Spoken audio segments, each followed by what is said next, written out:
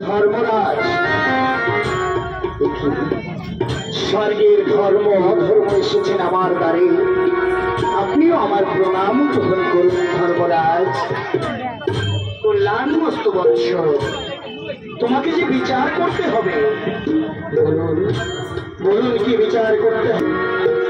তোমাকে বিচার করতে হবে জগৎ মাঝারে কে শ্রেষ্ঠ, ওই অধর্ম না আমি ধর্মরাজ? ক্ষণকাল বাদেই আপনাদের বিচার আমি করব। তাই হবে রাজা, তাই হবে। ক্ষণকাল বাদেই তোমার সঙ্গে সংঘাত করব। চলো ধর্মরাজ। তুমি যদি সহায় না থাকো তাহলে আমি কেমন করে করবো এই দেবতার বিচার? কোথায় মন্ত্রী মহাশয়? আদেশ করুন মহারাজ।